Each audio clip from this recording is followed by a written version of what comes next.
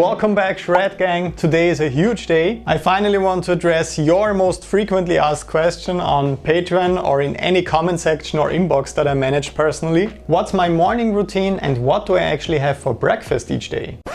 Okay, no, nobody cares about that. What this video is actually all about: guitar practice routines and exercises. With the pretty insane amount of exercises and workouts we looked at on the channel over the last couple of years, and especially in my most recent online guitar courses on Patreon, your big question is, what's the perfect practice routine and which of all those exercises do you actually have to work on each day? That's exactly what we will find out today, so make sure to shred over that like button if you're excited. That greatly pleases the guitar YouTube algorithm, and let's do this. So first, let's quickly address the biggest myth. There sadly is no perfect practice routine out there that suits every single player at every single skill level, from beginner to intermediate to professional. And even aside from those different skill levels, we obviously also all have completely different goals when it comes to our guitar journey. And that's exactly why I love sharing as many different technique and theory concepts on the channel as possible. But I can also understand that this can be quite overwhelming sometimes. So you often requested a summary video and guideline for an awesome daily 30-minute technique practice routine. That's exactly why I want to share the 7 exercises and practice concepts that helped me out the most during the last couple of years. You will just pick the 3 workouts that suit your personal goals best to work on them for 10 minutes each day. And then you obviously also have 4 additional ideas in this video that will help you with changing things up weekly to keep things interesting and rewarding. The first exercise and practice concept serves as the perfect warm-up for your routine. I also constantly use this one to get my hands warmed up as fast as possible for live shows or studio jobs, and it's actually the most effective workout I discovered for this purpose so far. So I was always drawn to the 3-note per string shred patterns and ignored 2-note per string workouts for a very long time, since I always associated them with boring beginner pentatonic scale licks. That was obviously a big mistake, and always focusing on those fast 3-note per string lines actually created blind spots in my picking technique. So playing very controlled, tight and consistent alternate picking at mid tempos, where you actually need it the most, was a big issue for me for quite a while, and this workout solved this problem in just a couple of weeks.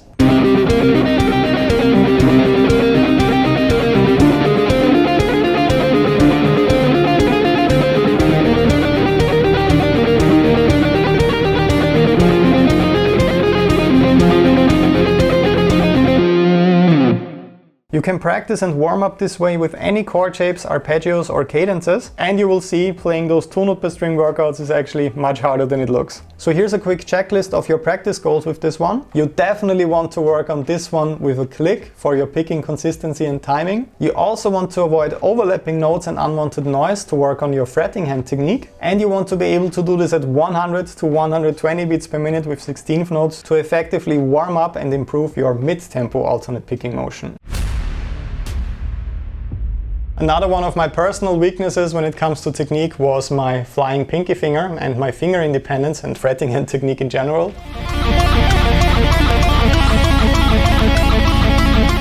I'm sure that you're also familiar with this. It sometimes really feels like your fingers are connected, especially the ring finger and the pinky finger, and you can't control or move them individually. And of course, it's also extremely hard to keep them close to the fretboard like this when you're playing and to avoid that flying pinky finger. So the first exercise that got me really fast results and improvements with that, aside from the very popular spider exercise that we're probably all familiar with, is actually a really simple one. But if you have a guitar on your lap right now, I dare you to try it. Once again, it's much harder than it looks.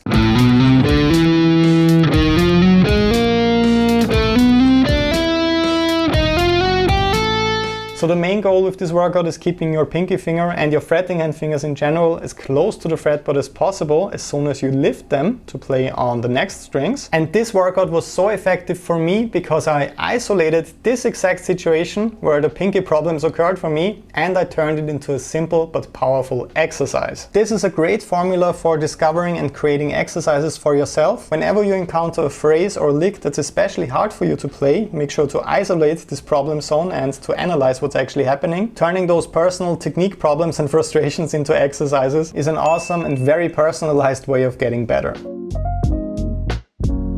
By the way, as always, you can get the tabs, guitar profiles, backing tracks, video play-alongs and all the other additional practice files for all of today's exercises on patreon.com/BERNTH and my most recent in-depth guitar courses as well. So make sure to join our awesome guitar community of over 4,000 dedicated players today to make the most amount of progress in the shortest amount of time possible. Yes, this really pays off and you won't regret it. The next one is an absolutely classic workout on this channel and in our community, so I have to include it on this list. It might just be the best picking workout we looked at so far, and I recently added it once again to my own personal practice routine. The goal with this one is playing clean 7-note groups, which is actually really challenging because the picking direction is turning around with each string. As you can see, you're starting the workout with a downstroke on the first string, but the first note on the next string is an upstroke, and this shifting pattern continues throughout the entire workout. I don't want to talk about this one too much since there are several videos on the channel also documenting my own progress and technique improvements with this exercise. In case you actually missed those incredibly important episodes, make sure to subscribe right now or you will keep missing extremely helpful videos and exercises like this one. You might have actually missed the one that would have greatly helped out with your personal biggest technique or theory frustration. So subscribing is the best way of staying on track since I'm uploading every single week.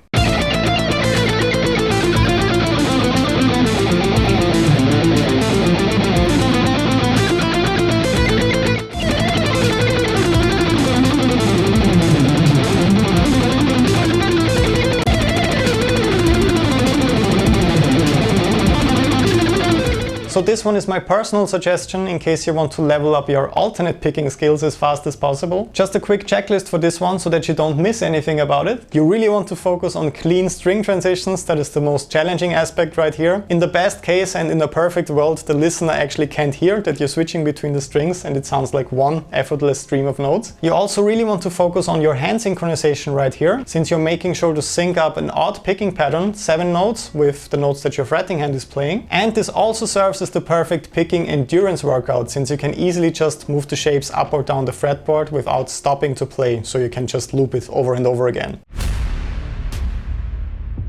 Up next, I'd like to challenge the more advanced players. This is not exactly a musical workout, but it will greatly help with getting your fingers in shape. You're just working with 2 repeating shapes all across the neck, and your picking hand is sweeping, since you're mostly just playing 1 note per string. This one is extremely effective because you're working on economy of motion, finger independence, sweep picking, and pull-offs. So quite a lot of advanced guitar technique topics in one exercise, and in my humble opinion, they should all be on your personal practice list.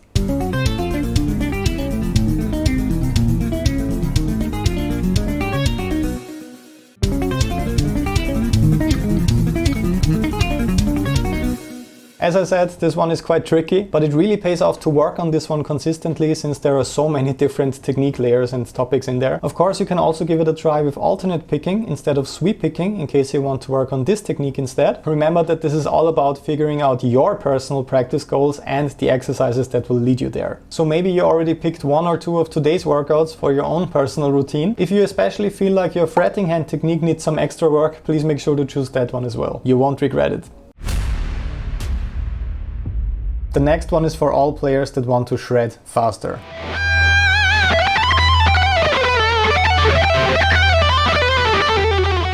This is obviously a very common practice goal since a lot of awesome songs and guitar solos require this skill. So you definitely have to get your picking technique in shape and also synced up with your fretting hand. The fastest way of achieving this that I came across is working with speed bursts and with tension and relaxation. So the next exercise is all about pushing for very high tempos for a short period of time and then interrupting those short and fast bursts with brief moments of relaxation. Working like this will easily allow you to step outside of your comfort zone to play at tempos that you not exactly comfortable with yet, because this is all about exploring those higher tempos and getting a feeling for how the motion should actually feel and look like.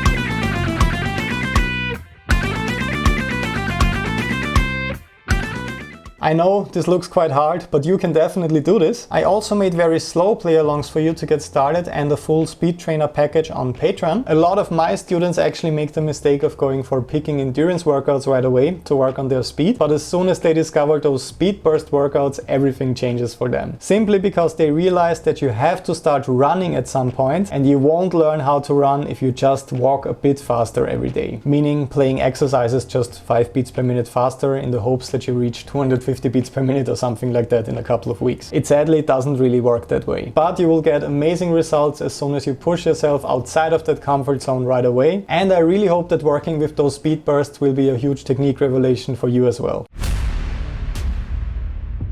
The next exercise is finally all about sweep picking. I personally can't recommend enough to work on this technique, simply because it will open so many doors creatively as soon as you're able to synchronize the sweeping motion with your pick with some awesome sounding arpeggio shapes. The following exercise is actually about the most challenging aspect of sweep picking. You are focusing on those tricky directional changes when it comes to your sweep picking technique. Because it will get very boring when you just play arpeggios up and down every time you're sweeping.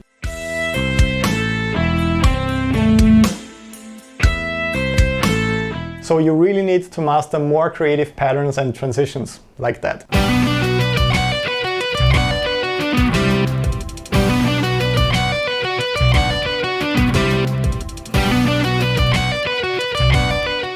So the trick right here is that I'm angling my pick in a specific way as soon as it's time for those tricky string transitions and directional changes in between those arpeggio shapes, because I really don't want to touch any surrounding strings to avoid unwanted noise, to make it sound as fluid and effortless as possible. And that's a really important skill you have to learn in general to clean up your playing and to sound like a professional player. Just make sure to pay attention to your picking angle with this workout, especially to make sure that the pick can escape in both directions as soon as it's time for those directional changes. And you will really see fast improvements with your sweeping skills after just a couple of days of working on this. And for today's final workout, I really recommend a legato exercise, so hammer-ons and pull-offs. This is also something that I personally neglected for far too long, and I had to pay the price in the form of rebuilding and restructuring my fretting hand technique. This is something I want to save you from, since it's not fun to do that. It feels a bit like starting at the beginning again with your fretting hand technique. So make sure to give the following workout a try in case you feel like you have to work on your hammer-ons and pull-offs some more. This one is great because you're working on all of your fingers and you're working on both hammer-ons and on pull-offs as well.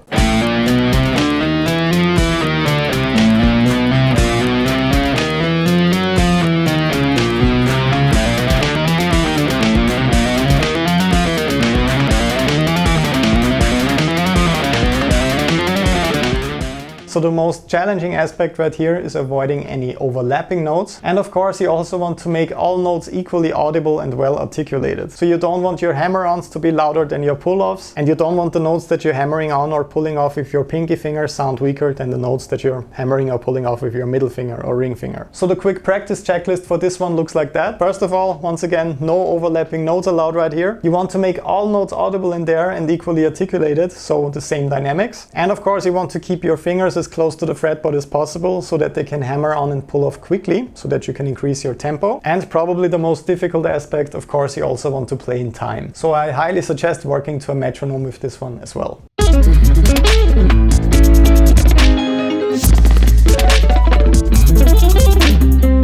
As you can read in the title, those are the exercises that made the biggest changes with my technique over the last couple of years. And if you manage to be consistent and to work on this daily, I'm sure that they will do the same thing for you. As you might know by now, the best way of practicing this and the best way of making progress is joining our awesome community on Patreon, because that way you will have access to all of the resources from now on, from the backing tracks to the video play-alongs, full online courses, and of course my personal feedback. That way you have everything you need and everything that you could ask for to make the fastest amount of progress. So at the end, make sure to leave a like in case you enjoyed and subscribe so that you don't miss the next exercises. And here's your random German word for today: Fernweh. That literally translates to distance pain, and it means you're aching to go on vacation or to leave your country for a while. Yes, we do have a lot of very strange words. Make sure to comment that one down below to confuse all of our new watchers, or the guys and girls who are not watching these videos until the end. How could you? I will hopefully see you again in the next one. Have a lot of fun practicing until then.